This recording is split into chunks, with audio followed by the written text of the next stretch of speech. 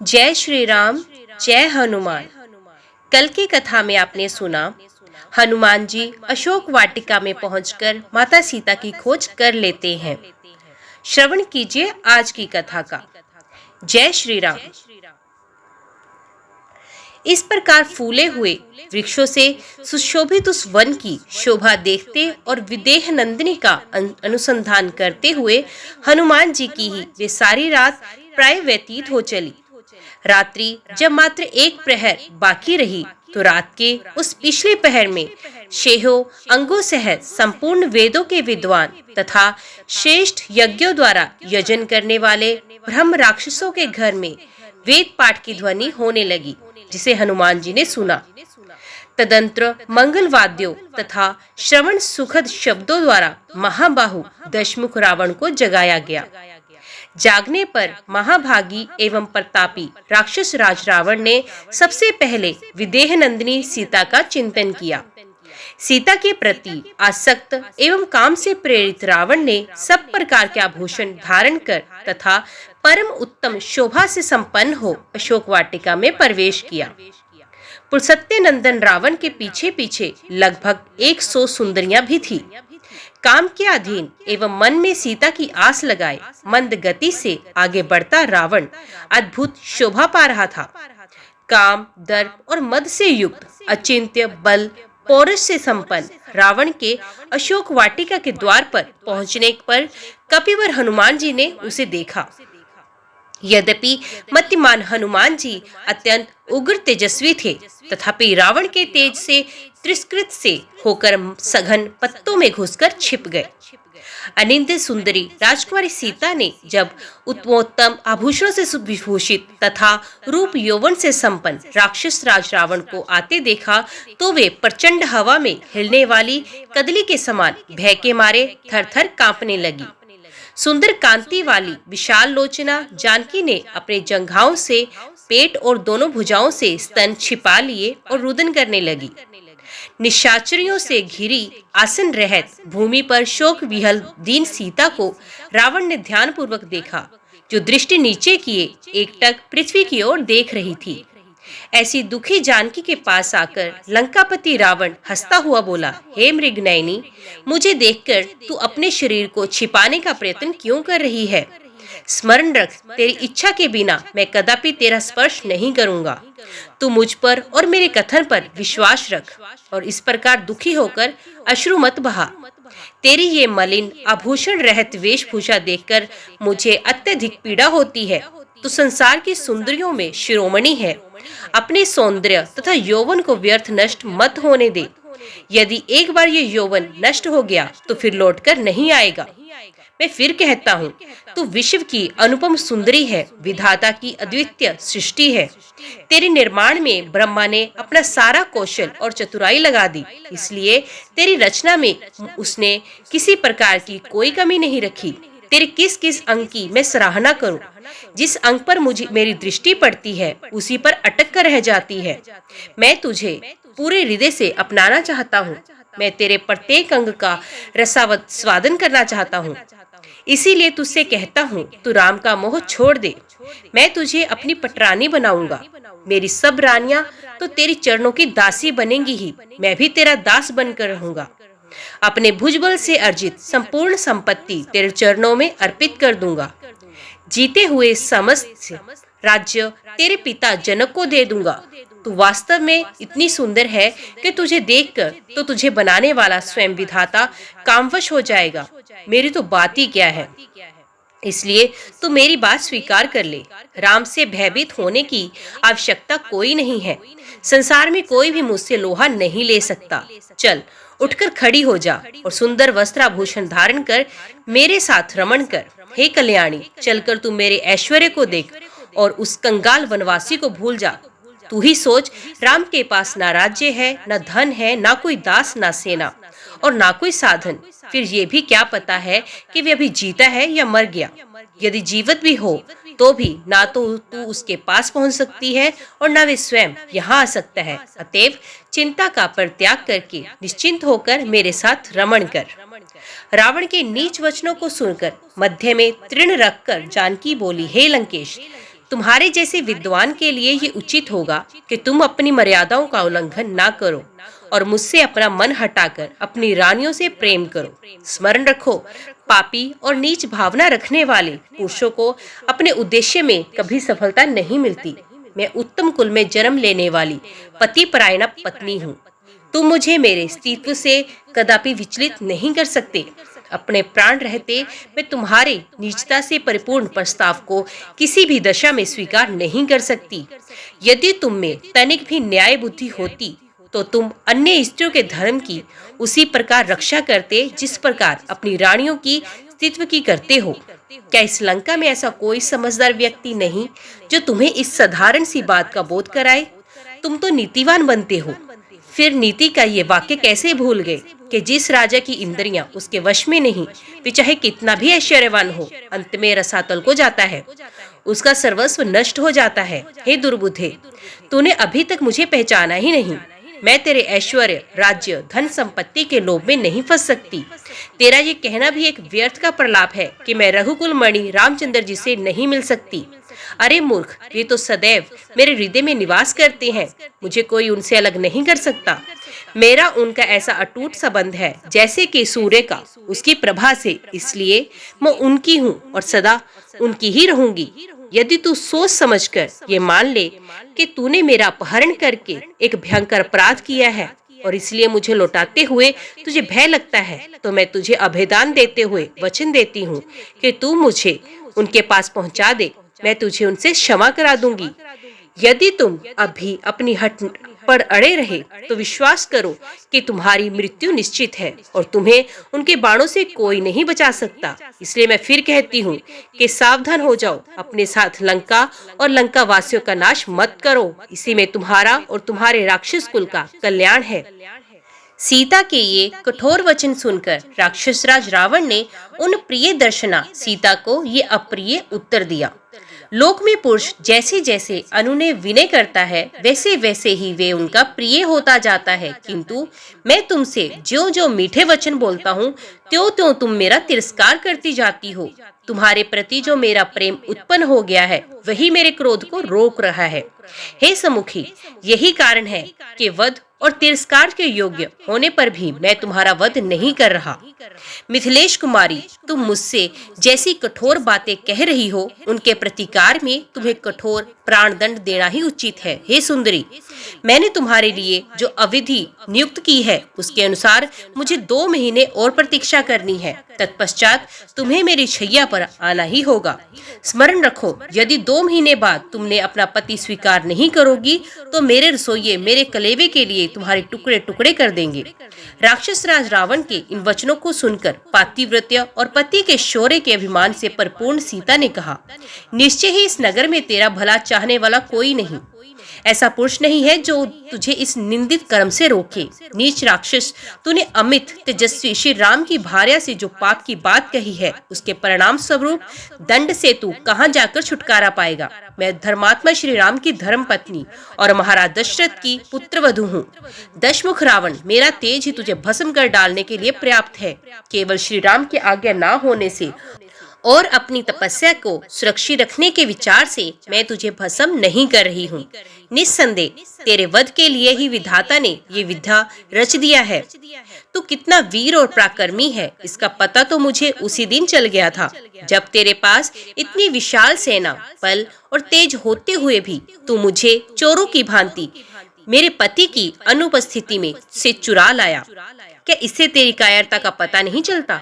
सीता के मुख से ऐसे अपमानजनक वचन सुनकर रावण का संपूर्ण शरीर क्रोध से थरथर कांपने लगा। उसके नेत्रों से अंगारे बरसने लगे। वे दहाड़ता हुआ बोला, अन्यायी और निर्धन मनुष्य का अनुसरण करने वाली नारी जैसे सूर्य देव अपने तेज से प्रातकालिक संध्या के अंधकार को नष्ट कर देता है, उसी प्रकार मैं तेरा तत्काल विनाश किए देता हूँ।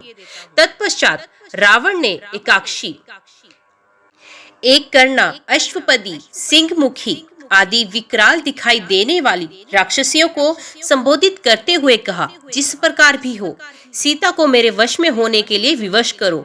यदि वे प्रेम से ना माने तो इसे मनचाहा दंड दो, ताकि ये हाथ जोड़कर गिड़गिड़ाती हुई मुझसे प्रार्थना करे और मुझे अपना पति स्वीकार करे। राक्षसियों को इस प्रकार आज्ञा देकर काम और क्रोध से व्याकुल हुआ राक्षस राज रावण सीता की ओर देखकर गर्जने लगा। रावण को अत्यंत क्रोधित देखकर मंदोदरी और धान्यवालिनी नाम की एक अन्य राक्षस कन्या शीघ्र रावण के पास आई और उसका आलिंगन कर कर बोली, हे प्राणनाथ, आप इस कुरूप सीता के लिए क्यों इतना व्याकुल होते हैं? भला इसके पीछ फीके, पतले, अधरोक, अनाकर्षक कांति और छोटे भद्दे आकार में क्या आकर्षण है? अब चलकर मेरे साथ विहार कीजिए, इस अभागी को मरने दीजिए। इसके ऐसे भाग्य कहाँ जो आप जैसे अपूर्व, बलिष्ठ, अद्भुत पराक्रमी, तीनों लोकों के विजेता के साथ रमण सुख प्राप्त कर सके।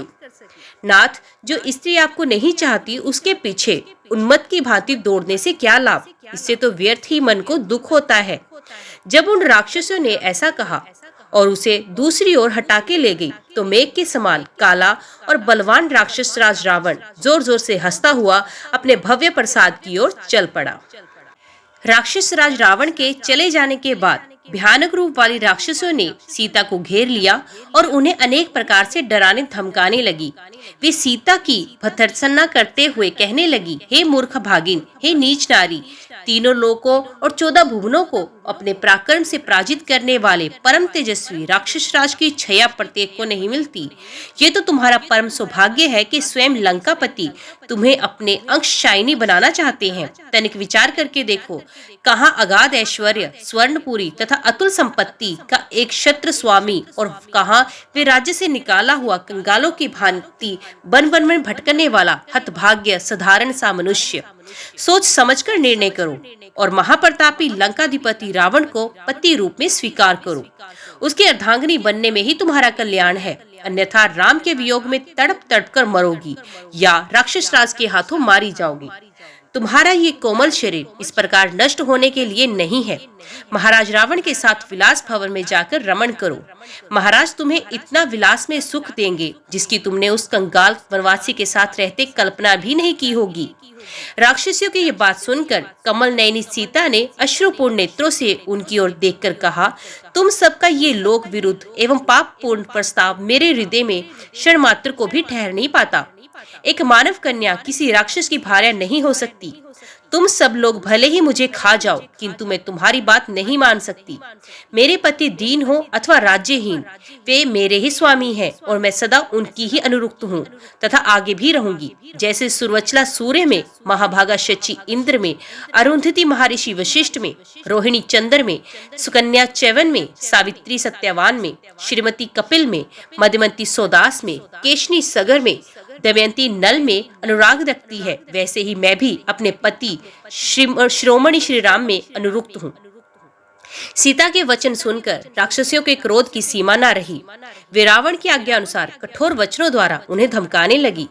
अशोक वृक्ष के चुपचाप छिपे हुए हनुमान जी सीता को फटकारती हुई राक्षसियों की बातें सुनते रहे।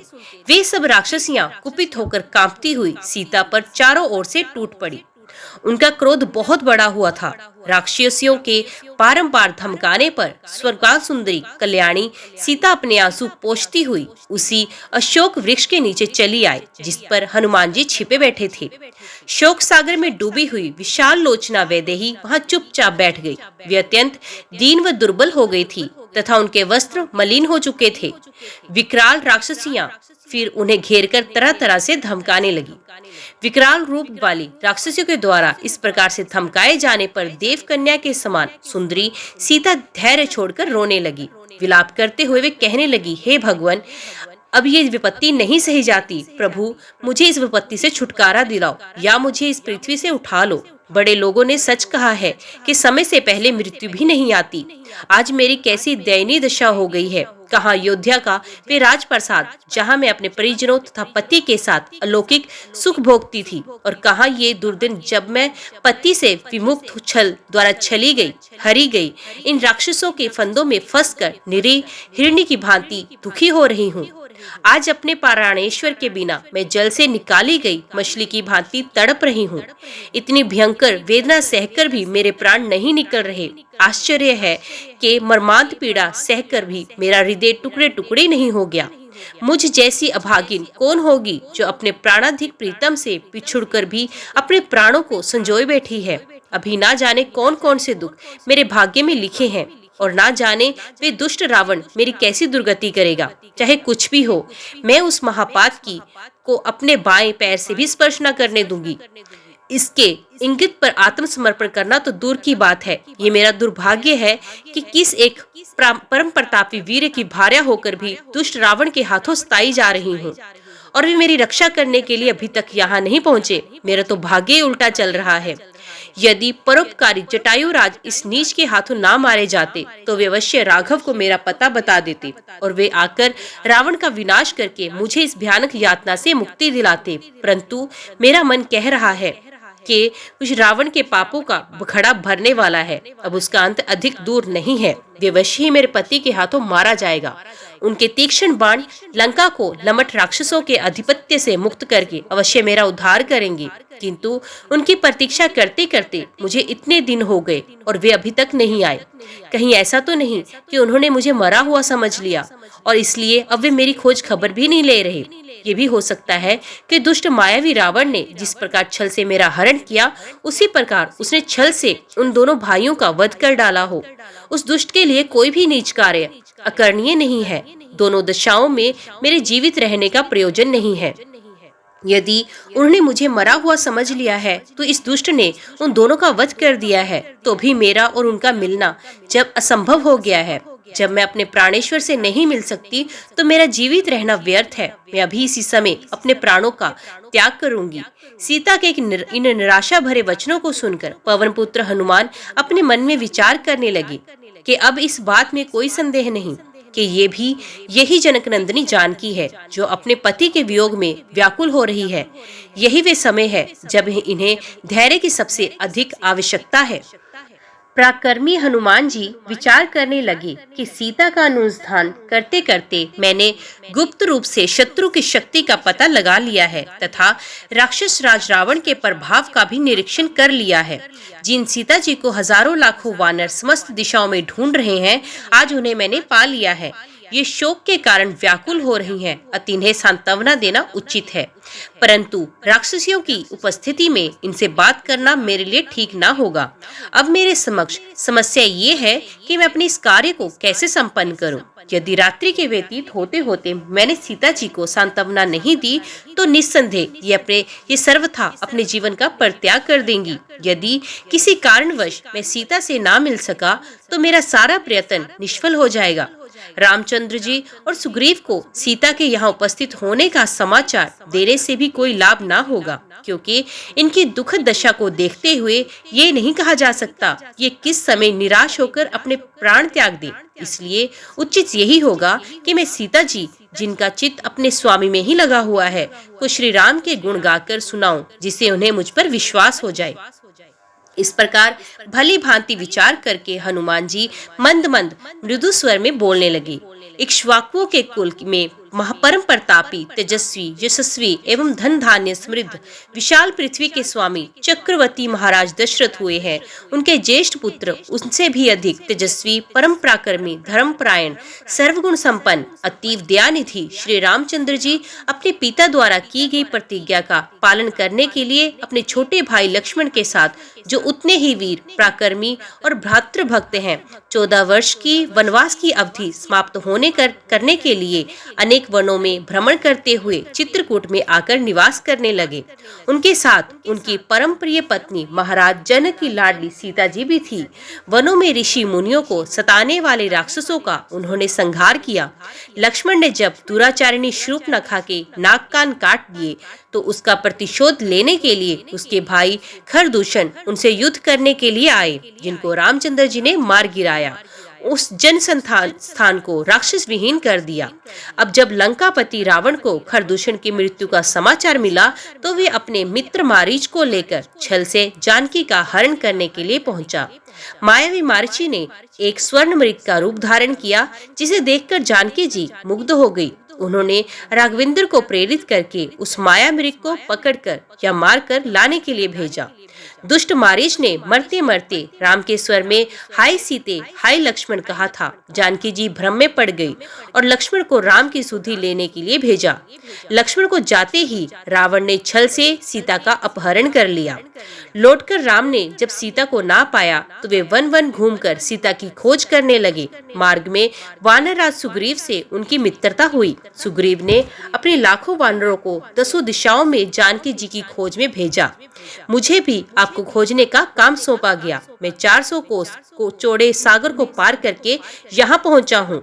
श्री रामचंद्र जी ने जानकी जी के रूप रंग आकृति गुणों आदि का जैसे वर्णन किया था, उस शुभ गुणों वाली देवी को आज मैंने देख लिया। इतना कहकर हनुमान जी चुप हो गए। उनकी बातें सुनकर जनक नंदिनी सीता को विस्मय युक्त प्रसन्नता हुई। जब उन्होंने ऊपर नीचे तथा इधर उधर दृष्टिपात किया तो शाखा के भीतर छिपे हुए विद्युत पुंज के समान अत्यंत पिंगल वर्ण वाले श्वेत वस्त्रधारी हनुमान जी पर उनकी दृष्टि पड़ी। स्वयं पर सीता जी की दृष्टि पड़ते देखकर मूंगे के समान लाल मुख वाले महातेजस्वी पवन कुमार उस अशोक वृक्ष से नीचे उतर आए। माथे पर अंजलि बांध सीता जी निकट आकर उन्होंने विनीत भाव से दीनता पूर्वक प्रणाम किया और मधुर वाणी में कहा, हे देवी, हे देव, आप कौन हैं? आपका कोमल शरीर सुंदर वस्त्राभूषणों से सुसज्जित होने योग्य होते हुए भी आप इस प्रकार नीरस जीवन व्यतीत कर रही हैं। आपके अश्रु भरे नेत्रों से ज्ञात होता है कि आप अत्यंत दुखी हैं। आपको देखकर ऐसा प्रतीत होता है कि किस आप आकाश मंडल से गिरी हुई रोहिणी हैं। आपके शोक का क्या कारण है?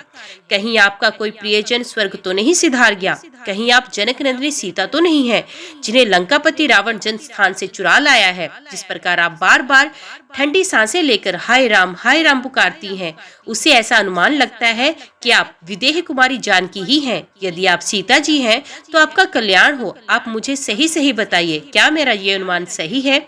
हनुमान का प्रश्न सुनकर सीता माता बोली, हे वानरराज, तुम्हारा अनुमान सही है। मैं जनकपुरी के महाराज जनक की पुत्री, अयोध्या के चक्रवर्ती महाराज दशरथ के पुत्र वधु तथा परम तेजस्वी धर्मात्मा श्री रामचंद्र की पत्नी हूँ। जब श्री रामचंद्र जी अपने पिता की आज्ञा से वन में निवास करने के लिए आए तो मैं भी उनके साथ वन में आ गई थी। वन से ही ये दुष्ट पापी रावण छल पूर्वक मेरा अपहरण करके मुझे यहाँ ले आया। वे मुझे निरंतर यातनाएं दे रहा है। आज भी वे मुझे 2 मास की अवधि देकर गया है। यदि 2 मास के अंदर मेरे स्वामी ने मेरा उद्धार नहीं किया तो मैं अवश्य प्राण त्याग दूंगी। यही मेरे शोक का कारण है। अब तुम मुझे कुछ अपने विषय में बताओ। जय श्री राम, जय हनुमान। आज की वीडियो में बस इतना ही। उम्मीद करती हूँ वीडियो आपको पसंद आई होगी। वीडियो पसंद आई हो तो वीडियो को लाइक और चैनल को सब्सक्राइब जरूर कीजिएगा। तो मिलते हैं अगले अध्याय के साथ। तब तक के लिए देखते व सुनते रहिए। जय मां कंजक, जय माता दी।